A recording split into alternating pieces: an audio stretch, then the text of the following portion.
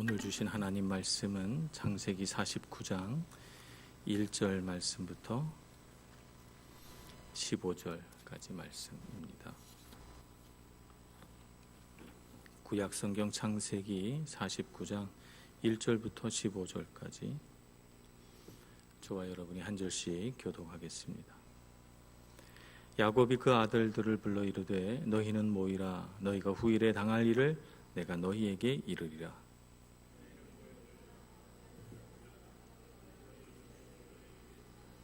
르우벤아, 너는 내 장자요 내 능력이요 내 기력의 시작이라. 위풍이 월등하고 권능이 탁월하다마는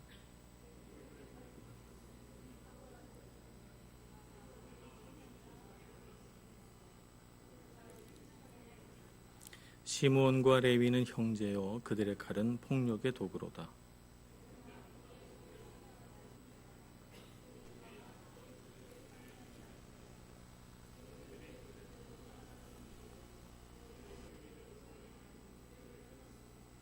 그 노여움이 혹독하니 저주를 받을 것이요 분기가 맹렬하니 저주를 받을 것이라.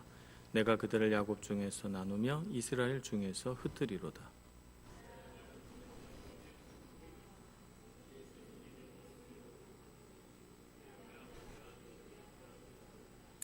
유다는 사자 새끼로다. 내 아들아, 너는 움킨 것을 찢고 올라갔도다. 그가 엎드리고 웅크림이 숫사자 같고 암사자 같으니 누가 그를 범할 수 있으랴.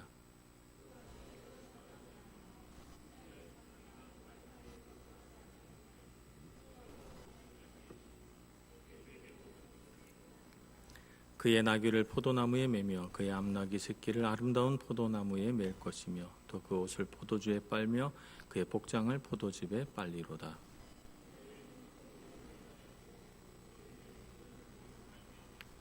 스불론은 해변에 거주하리니 그곳은 뱀에는 해변이라. 그의 경계가 시돈까지 이리로다.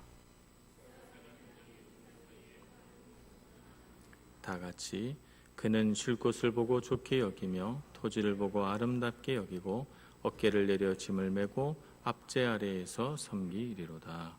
아멘. 제 마이크 볼륨을 조금 올려주세요. 요셉의 두 아들들에 대한 축복이 48장에 나타나 있습니다. 요셉이 굉장히 중요한 인물이기 때문에, 그리고 그의 두 아들 에브라임과 므낫세가 장차 이스라엘 12지파 가운데서 굉장히 중요한 역할을 할 것이기 때문에 거기에 대한 하나님 아버지의 예언 섞인 말씀을 에브라임과 므낫세에게 한 직후 그는 12아들들을 다 불러 모읍니다. 그리고 유언이자 또 축복인 야곱의 마지막 말을 그들에게 이르게 됩니다. 야곱의 죽음은 참 축복되다, 복되다 이렇게 말할 수가 있습니다. 저도 한국에서 1년에 수십 차례씩 장례를 치르고 많은 사람들이 죽음을 보고 장의사 다음으로 아마 제가 사람의 시신을 제일 많이 봤을 것입니다. 참 많은 사람들의 죽음을 보고 목도하면서 자식들에게 유언하고 가는 게 얼마나 큰 축복인가 하는 것을 제가 보고 알았습니다. 많은 사람들이 미처 자식들에게 사랑한다 말 한마디 못하고 그냥 속절없이 이 세상을 떠나는 것을 보아왔습니다. 어떤 분은 사고로, 어떤 분은 준비되지 못한 때 그렇게 부르심을 받고 가게 되고, 자식들에게 사람이 사는 것이 한 번 살고 죽는 것이니까 어쩔 수 없다 하더라도 아버지의 마지막 말 한마디 들었으면, 아버지가 눈을 뜨고 내 이름 한번 불러줬으면, 적어도 내가 아버지 침상으로 달려올 그 순간까지 살아계셨더라면 등등 참 아쉬움을 많이 갖는 자녀들의 눈물 섞인 탄식을 많이 들었습니다. 근데 오늘 야곱은 참 복된 죽음을 맞이합니다. 자손들에게 마음껏 축복하고 하고 싶은 말 다 하고, 그리고 하나님 앞에 가니 얼마나 축복됩니까? 어떤 사람들은 시간이 주어지고 그에게 그렇게 말할 수 있는 기회가 주어졌는데도 불구하고 하나님을 믿지 않고 신뢰하지 않으므로 자신의 마음속에 있는 믿음과 신앙을 고백하지 못한 채 죽음만을 바라보고 두려워하다가 어리석게 죽음을 맞이하는 일도 얼마나 많이 있습니까? 그런 의미에서 보자면 야곱의 죽음은 슬픈 것이 아니라 참 복되다, 이렇게 말할 수가 있는 것입니다. 두 번째, 야곱의 이 죽음이 복된 이유는 그가 사랑과 존경을 받으면서 유언을 하고 있다는 것이에요. 야곱이 무슨 위대한 일들을 했습니까? 위대한 건축물을 만들었습니까? 돈을 엄청나게 벌어서 정말 세상에서 가장 돈을 많이 번 사람이 됐습니까? 아니면 높은 지위에 올려서 세상 권력과 지위를 가지고 호령하며 한 시대를 살았습니까? 아닙니다. 그는 가난한 목자였고, 그는 평생을 들에서 보냈고 천막에서 살았으며, 그는 먼지 뒤덮인 길을 샌들을 신고 평생을 걸어 손과 발에 굳은 살이 박힌 정말 농촌에서 흔히 볼 수 있는 평범한 노인입니다. 12 아들을 키워내기에 조금도 부족함이 없는 물질을 주셔서 그의 노년이 풍족하고 아름다웠지만, 그러나 그는 사랑과 존경을 받을 만한 어떤 이유가 있었던 것은 아닙니다. 그런데 왜 자녀들에게 사랑과 존경을 받는가? 자녀들과 친밀하기 때문에 그렇습니다. 자녀들과의 친밀함이 사라진 부모들이 얼마나 많이 있습니까? 오늘날 우리의 자녀들이 부모가 높은 지위에 오르지 못해서 사랑과 존경을 잃습니까? 부모가 돈을 안 보태줘서 사랑과 존경을 잃습니까? 자녀들과의 친밀한 관계를 잃어버리고 자녀들과 마음이 사랑으로 이어지지 못하는 까닭에 사랑과 존경을 받지 못하죠. 그런데 오늘 야곱은 참 복된 죽음을 맞게 되는데, 자녀들과의 친밀감이 여전하고 자녀들은 아버지를 사랑하고 존경합니다. 신앙과 믿음 안에서 말이죠. 우리 인생도 언젠가는 끝이 있습니다. 이태리에 와서 보니까 참 무덤을 많이 보게 돼요. 한국에서는 죽음을 멀리 하려고 일부러 생각하지 않으려고 하는 성향이 있어서 그런지 무덤을 먼 곳에 둡니다. 심지어는 납골당도 사람들이 사는 근처에 세우지 않으려고 합니다. 근데 이태리에 와서 보니까 우리 세티모도 조금만 차를 타고 나가면 2군데 무덤이 있습니다. 밀라노 시내에 가도 있고요. 그럴 때마다 사람의 마음이 지혜로워지는 것 같습니다. 우리가 언젠가 가야 할 길을 우리도 가게 됐을 때 우리는 야곱처럼 복된 죽음을 맞기를 소원합니다. 복된 죽음을 맞기 위하여 우리 인생을 잘 살아야 되겠습니다. 어떻게 사는 것이 진짜 잘 사는 것인지 생각해 볼 줄 알아야 합니다. 세상의 명예와 권력과 물질은 다 헛된 것입니다. 정말 우리가 하나님 앞에서 바로 서 있고 신앙과 믿음 안에서 살아갈 때 그 인생은 복된 인생이고 복된 죽음을 맞게 되는 것입니다. 소망이 있는 것입니다. 오늘 야곱은 자녀들에게 마지막 말을 이르게 됩니다. 오늘 마지막 자신의 유언을 이렇게 표현합니다. 너희는 모이라, 너희가 후일에 당할 일을 내가 너희에게 이르리라. 그러니까 야곱의 유언은 예언적인 성격을 띠고 있습니다. 왜냐하면 너희가 후일에 당할 일에 대하여 말하겠다고 하고 있으니 말입니다. 그리고 나서 2절에 보면 너희는 모여 들으라, 야곱의 아들들아 너희 아버지 이스라엘에게 들을지어다, 이렇게 말합니다. 야곱이 말한 것이 아닌 것 같이 그렇게 말합니다.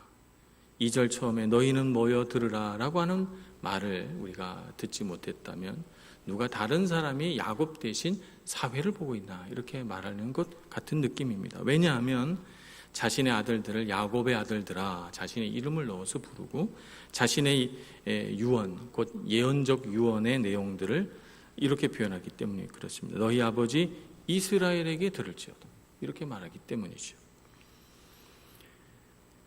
이 유언과 예언의 대상은 야곱의 아들들입니다. 야곱이라고 하는 이름은 육신의 부모가 붙여준 이름이고 그가 태어날 때 형의 발목을 잡고 태어나므로 경쟁하다라는 뜻의 이름을 붙여준 것입니다. 야곱이라는 이름으로 그가 살 때는 참 연약했습니다. 그는 경쟁했고 싸워서 이기려고 했고 더 많은 것을 가지려고 했습니다. 그러므로 그는 죄를 지었고 죄 가운데 그 그가 고통받으며 살았고 연약함에 넘어지는 경우가 많이 있었습니다. 그는 야곱이었기 때문에 그렇습니다. 그러나 하나님께서 그를 야복 강가에서 만나 주실 때 하나님은 그의 이름을 야곱이라고 부르지 말고 이스라엘이라고 부르라고 했습니다. 하나님과 싸워 이겼다는 뜻이고 그는 하나님 안에서 진정한 복을 마침내 얻었다는 것을 의미합니다. 하나님이 주신 이름이고 이것은 하나님과 영적인 관계 안에서 붙여진 이름이기 때문에 그가 이스라엘이라고 불려지는 성경 구절을 찾아보면 그가 다 성숙한 믿음의 삶을 살아갈 때 이스라엘이라고 그를 부릅니다. 더 이상 죄에 묶여 죄에게 종노릇하지 않는 야곱의 모습은 바로 이스라엘인 것입니다. 그러니까 야곱의 아들들아, 야곱의 몸에서 태어나고 야곱의 핏줄을 가지고 이 세상을 살아가는 너 내 육신의 아들들아 라고 하는 뜻이고, 너희 아버지 이스라엘에게 라고 하는 말은 하나님께서 내게 부어주신 권위로 하나님께서 내게 주신 은혜와 믿음 안에서 너희에게 말하노라 라고 하는 뜻입니다. 그래서 지금 인간 야곱이 자식들 앞에 서서 아버지의 권위로서 말하는 것이 아니고 지금 그는 하나님의 사람 이스라엘로서 12아들 앞에 하나님의 음성을 들으라고 지금 유언하고 있는 것입니다. 물론 이 안에는 아버지로서 인간 야곱으로서 자식들을 키우고 그들과 관계 맺으면서 그가 관찰하고 얻었던 자식들에 대한 지식이 있습니다. 아, 이 아들은 이렇고 저 아들은 저렇구나 하는 것을 알고 있습니다. 그러한 내용을 포함합니다. 그러나 하나님은 그러한 야곱의 지식, 야곱의 경험, 야곱이라고 하는 인격적인 사람 안에서 말씀하고 있는 것이죠. 그것이 바로 예언입니다. 구약 예언의 토대가 되는 것이 바로 이것입니다. 수많은 예언자들이 구약 성경에 등장합니다. 이사야, 예레미야, 또 호세아, 다니엘 등등 많은 예언자들이 등장하는데 예언자들마다 조금씩 특성이 있습니다. 인격적인 특성, 인간적인 특성이 있습니다. 이사야 선지자는 매우 거룩하고 높고 존귀한 이런 느낌을 우리에게 줍니다. 그는 왕궁에서 예언한 왕궁 예언자였기 때문에 그렇습니다. 예레미야 선지자는 눈물의 선지자라고 합니다. 그는 이스라엘이 멸망한 그 순간에 이스라엘 백성들에게 회개를 촉구한 마지막 예언자였어요. 그래서 그는 탄식하고 눈물 흘리며 정말 애쓰며 이스라엘 백성들에게 예언했습니다.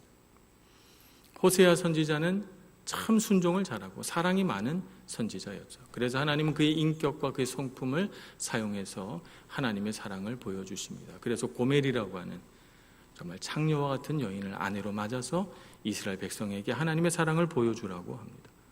다니엘은 멀리 고향을 떠나 이방 땅에 포로가 된 사람들에게 하나님의 말씀을 전해주는 사람으로서 그는 그 시대의 또 다른 요셉이 되어 하나님의 음성을 들려주게 됩니다.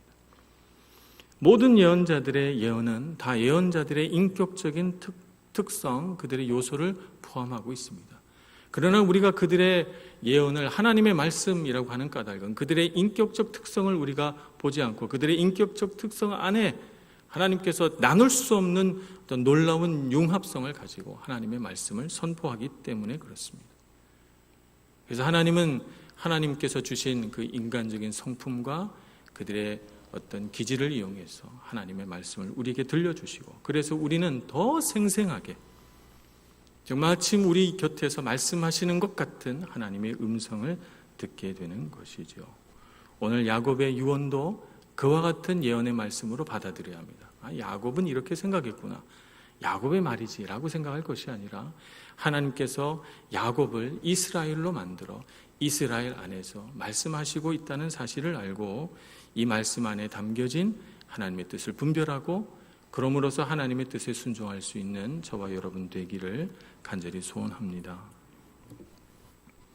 야곱의 유언은 이렇게 구성되어 있습니다. 첫째는 그 아들의 과거에 대한 평가, 그리고 미래에 대한 예언, 혹은 과거에 저지른 죄에 대한 결과, 이런 것들이 야곱의 예언을 구성하는 요소들입니다. 첫째, 루벤의 대한 유언부터 살펴보려고 합니다. 르우벤은 장자고 능력이고 기력의 시작이고 위풍이 월등하고 권능이 탁월하다 이렇게 말합니다. 이것은 원래 태어날 때 하나님께서 주신 르우벤에게 주신 복이에요. 하나님은 장자를 굉장히 중요하게 여기십니다. 장자는 그 아버지 머리 위에 있는 면류관과 같다고 했습니다. 하나님께서 르우벤에게 탁월한 능력과 위풍과 기력과 능력을 다 주셨습니다. 하나님이 창조하신 르우벤은 그런 사람입니다. 그런데 그는 인간적인 약점이 있었어요. 그의 성격은 물의 끓음 같았다는 것입니다. 그래서 그는 그런 능력을 가졌음에도 불구하고 경솔했고 가벼웠고 충동적인 성격을 갖고 있었습니다. 그는 사려 깊지 못한 사람이었습니다. 그래서 그의 삶에 어떤 일들이 벌어졌는가? 창세기 35장 22절에 보면 그 앞에 라헬이 죽는 장면이 소개되어 있습니다. 베냐민을 낳고 더 살고 싶고 베냐민이 크는 것을 보고 싶은데 아들 둘밖에 낳지 못하고 둘째 아들을 낳으며 죽어가는 라헬이 얼마나 불쌍한지 야곱이 그 라헬을 자기가 거주하는 땅이 아닌 에브라스로 가는 오늘날 베들레헴으로 가는 그 길에서 묻어주고 말아서 창세기에 나오는 선조들 가운데 유일하게 막벨라 굴에 묻히지 못하는 사람이 바로 이 라헬입니다. 얼마나 슬픈 일이에요. 그래서 그 장사 지내고 야곱의 마음이 비탄에 잠겨서 걸어가고 있는데 바로 뒤이어서 22절에 그 장자 르우벤이 라헬의 죽음 직후에 라헬의 종으로서 아버지 야곱의 첩이 된 빌하와 동침합니다. 그 전까지는 라헬이 있었기 때문에 감히 빌하를 넘보지 못했어요. 그런데 라헬이 죽으니까 기회인 것이죠. 그래서 빌하와 동침하고 간음의 죄를 짓고 아버지의 권위, 아버지의 침상을 더럽히는 죄를 짓게 되는 것이죠. 이렇게 한 것은 그가 무슨 음험한 계획을 갖고 있었기 때문이 아닙니다. 그는 경솔하고 충동적이고 사려 깊지 못했기 때문입니다. 그래서 그는 죄의 종노릇하게 된 것이죠. 그래서 오늘 그에 대한 결과는 이렇습니다. 탁월하지 못할 것이다. 하나님께서 주신 그 탁월함이 다 사라질 것이라는 말씀입니다. 죄는 우리를 그렇게 만듭니다. 죄에게 종노릇하면 하나님께서 우리에게 주신 창조하실 때 우리에게 부어주신 놀랍고 탁월한 것들이 다 사라져버리고 맙니다. 그래서 르우벤은 그 이후에 이스라엘 12지파 가운데 사라져버리죠. 언제 사라졌는지도 모르게 사라져버립니다. 그 족속이 다 멸절되어 버리는 것입니다. 둘째는 시므온과 레위입니다. 그들을 가리키는 단어들을 쭉 열거해 보겠습니다. 칼, 폭력, 모의, 집회, 분노, 살인, 혈기, 노여움 이런 것들이 다 시므온과 레위를 가리키는 말입니다. 이 두 사람은 참 마음이 잘 맞았어요. 어떤 면에서 마음이 잘 맞았는가? 싸우고 죽이고 폭력을 행사하는데 이 시므온과 레위는 참 마음이 잘 맞았습니다. 그래서 다 형제인데도 불구하고 시므온과 레위는 형제요. 특별히 둘이 더 가까운 것처럼 묘사합니다. 그래서 야곱은 이 두 아들로부터 자리를 떨어뜨립니다. 이렇게 말하죠. 내 호나 그들의 모의에 상관하지 말지어다. 내 영광아 그들의 집회에 참여하지 말지어다. 그들이 모여서 모의하고 그들이 모여서 집회를 하며 그들이 생산해낸 모든 것들은 칼이요 분노요 폭력이기 때문에 하나님의 거룩한 은혜와 사랑 안에 살아가는 야곱은 그들로부터 떨어지기를 원하는 것입니다. 멀리 있기를 원하는 것이죠. 그리고 이들이 갖고 있는 잔인하고 포악한 성격으로 인해서 이스라엘의 다른 형제들에게 미칠 영향력들을 생각해서 야곱은 예언하게 되는 것이죠. 그들의 이 포악하고 잔인한 성격은 창세기 34장에 잘 드러납니다. 이것은 디나가 하몰의 아들 세겜에게 성폭행을 당하는 사건을 가리키는데요. 성폭행 당한 사건을 놓고 이스라엘 자녀 아들들이 분노합니다. 그 중에서도 시므온과 레위는 세겜 족속을 속여서 잔인하게 복수하는 일을 계획하는데 하나님께 우리가 다 한 형제가 되자. 그래서 당신들이 할례를 받아라. 이렇게 해서 그들이 아직 고통 중에 있을 때 습격해서 한 명도 남기지 않고 잔인하게 다 죽입니다. 이러한 그들의 성격을 잘 알고 있는 야곱은 하나님께서 내리시는 준엄한 명령을 그들에게 선포합니다. 그들에게 주어진 것은 이렇습니다. 분기가 맹렬하니 저주를 받을 것이라 내가 그들을 야곱 중에서 나누며 이스라엘 중에서 흩으리로다. 이렇게 말합니다. 그래서 시므온 지파는 자신들의 정당한 기업을 받지 못하고 가나안 땅에 들어갔을 때 유다 지파의 한 부분의 빌부터 살게 됩니다. 레위 지파는 동일하게 기업을 얻지 못하고 이스라엘의 48성읍에 흩어져서 살게 됩니다. 그래서 야곱이 말한 대로 그대로 이루어지죠. 이것이 그들이 갖고 있는 나쁜 영향력이고 이 영향력이 쭉 세대를 거슬러 내려가면서 계속적으로 영향을 미치게 되는 것을 봅니다. 유다는 이렇게 표현합니다. 유다는 찬송, 이름이 찬송하다라는 뜻입니다.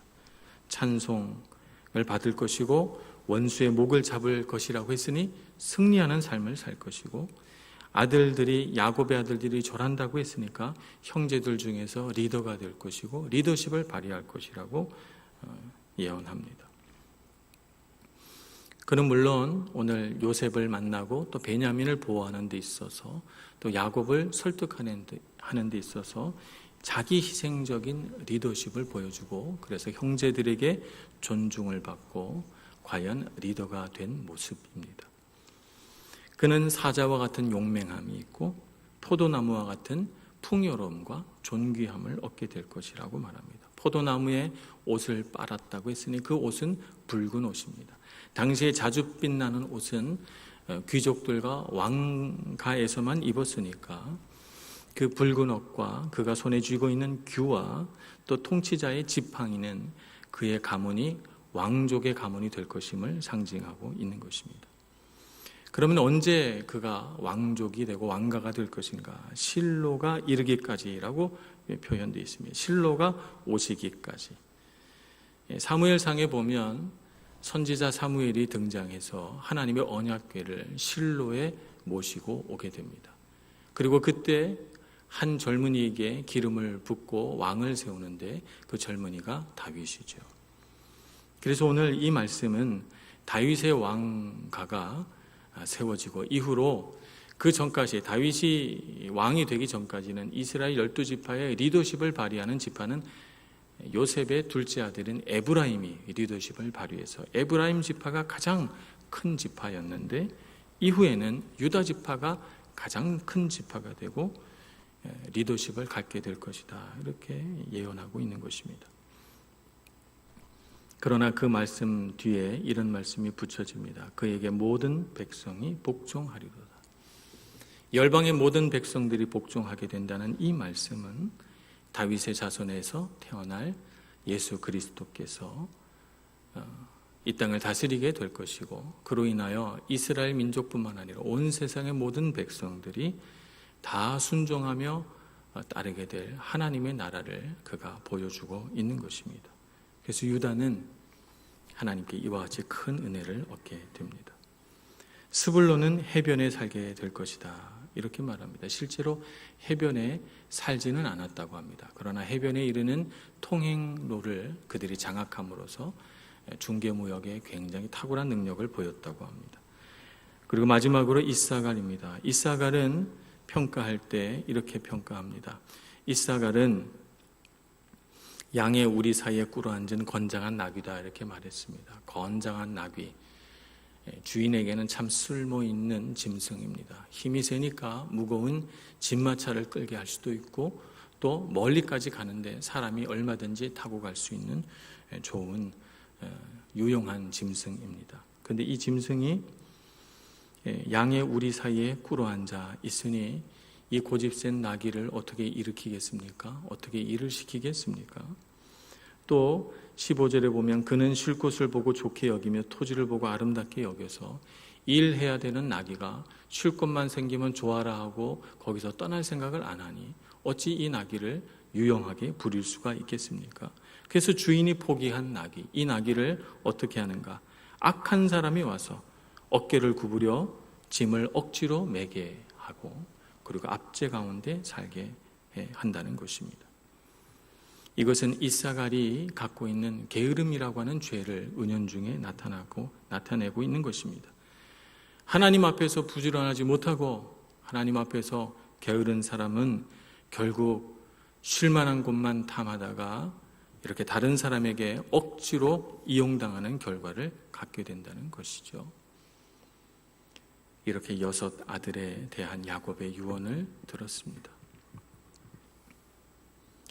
유언을 듣고 보니 우리의 인생이 이렇게 말한 대로 정해진다면 참 소망이 없겠다, 이런 생각도 문득 들고, 또 다른 한편으로는 나는 유다처럼 하나님께 복받은 사람이 되면 좋을 텐데, 이런 생각도 들면서 내 인생은 바뀌지 않는 어떤 운명 가운데 있는 것인가, 이런 생각도 문득 하게 됩니다.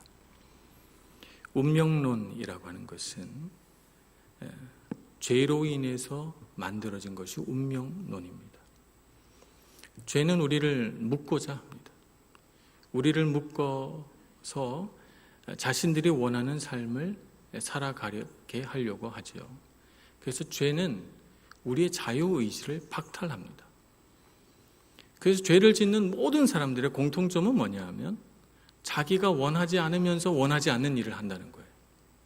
이렇게 하면 안 되는데 하면서 하고, 이렇게 하면 나중에 후회할 텐데 하면서 딱 한 번만, 마지막으로 한 번만 이러면서 죄를 짓습니다. 때로는 가슴을 치고 다시는 그러지 말자 다짐해 놓고는 금세 또 잊어버리고 똑같은 죄를 반복합니다. 그래서 죄 가운데 있는 사람은 자유의지가 없어요. 마음대로 하는 것 같지만 마음대로 하지를 못합니다. 사탄은 우리의 죄를 이용해서 우리의 자유의지를 박탈하고 비인격적인 관계 가운데 살아가게 합니다. 진정한 관계를 맺을 수가 없어요. 죄를 짓는 사람들은, 죄 가운데 있는 사람들은 비인격적인 관계 안에서 상처를 주고 상처를 받고 그러면서 절망하고 탄식하고 좌절합니다. 그래서 죄 가운데 있는 사람은 죽음이 가깝습니다. 살아도 죽은 것 같은 인생을 살기 마련입니다. 하나님은 어떻습니까? 하나님에게도 물론 계획이 있습니다. 하나님의 계획은 영원하고 하나님의 섭리는 우리가 정말 그 깊이를 측정할 수가 없습니다. 하나님은 한 번 계획을 세우시면 절대 그 계획을 마음대로 바꾸시지 않습니다. 하나님은 신실하신 분이십니다. 그렇다고 해서 하나님께서 갖고 계신 계획과 하나님의 섭리가 운명론은 아닙니다. 왜 그렇습니까? 하나님은 아무도 묶지 않기 때문에 그렇습니다. 하나님은 누구도 묶지 않습니다. 하나님은 우리에게 오히려 자유의지를 주십니다. 많은 사람들이 에덴 동산에 선악을 알게 하는 나무를 두지 마시지, 왜 둬서 사람으로 하여금 죄짓게 만드느냐, 이렇게 말합니다. 이것은 하나님의 선한 의지, 사람을 묶지 않고 자유케 하시는 하나님의 마음을 몰라서 하는 소리입니다. 하나님은 우리가 프로그래밍 돼서 내가 원하지 않아도 어쩔 수 없이 선택하는 그런 선택으로 하나님을 경외하기를 바라지 않으셨어요. 우리의 자발적인 순종으로 하나님 앞에 나오기를 원하셨기 때문에 우리에게 자유의지를 주시고 우리가 선택할 수 있게 하신 것입니다. 이것은 하나님께서 우리와 인격적인 관계를 맺으시려고 하는 까닭이고, 인격적인 관계란 곧 우리에게 생명을 주신다는 의미입니다. 우리로 하여금 살아있게 하고 하나님 안에서 의미 있는 삶을 살아가도록 하나님께서 그렇게 우리를 부르신다는 것이죠. 이렇게 하면 하나님 앞에서 우리가 죄를 짓게 되고 하나님을 떠나는 실수를 하게도 되고, 근데 왜 하나님께서 그런 걸 허용하시는가? 우리가 하나님 앞에 자발적으로 돌아와서 돌아온 탕자와 같이 아버지 앞에 무릎 꿇고 주님 앞에 돌아오는 그날, 아들아 내가 너를 많이 기다렸다, 내가 너를 정말 사랑한다, 세상에서 어떤 죄를 지어도 세상 사람들이 아무리 너를 손가락질하고 멸시해도 너는 내 아들이고 나는 여전히 너를 존귀한 자요 아름다운 아들로 본다라고 하는 하나님의 마음을 알게 해주시려는 까닭입니다. 우리가 죄 가운데 살아가면 여기 르우벤과 같이 시므온과 같이 살아갈 수 있습니다. 그런 삶은 운명론에 붙들린 삶입니다. 죄 가운데 있으니까 자기의 인생이 다 보입니다. 그러나 우리가 하나님의 은혜 가운데 살아가면 그의 인격은 변화되고 그의 삶은 놀라운 하나님의 능력을 경험하게 됩니다. 상상하지 못했던 인생을 살아가게 됩니다. 그 대표적인 사람이 바로 모세입니다. 그는 레위 지파에서 태어났습니다. 레위 지파의 특징이 무엇입니까? 폭력적입니다. 다혈질입니다. 그는 아무것도 부족함이 없는 나이 40세 애굽 땅의 왕자로 살아가는 그때 그의 마음속에는 분노가 가득했습니다. 그래서 그 분노를 조절하지 못해 애굽 사람을 쳐 죽입니다. 살인합니다. 레위 지파 맞습니다. 그리고 그는 광야로 쫓겨납니다. 40년을 광야에 살면서 그는 하나님을 만나게 되고 하나님 경외하는 법을 배우게 되고 그의 마음속에 불타고 있는 그 모든 분노가 새까만 숯이 되어 다 꺼져버리고 하나님의 말씀 앞에 순종할 수 있는 그런 사람이 되지요. 그리고 하나님은 그의 나이 80세가 되었을 때 하나님의 위대한 일, 출애굽이라고는 위대한 일을 행하기 위하여 그를 부르십니다. 그가 40세에는 그의 인생은 빤했어요. 레위처럼 살아가는 인생입니다. 그러나 그가 하나님을 만나고 하나님을 의지하고 광야라고 하는 이 척박한 땅에서 훈련받고 나서 그 나이 80세에 상상하지 못했던 인생을 살아가게 됩니다.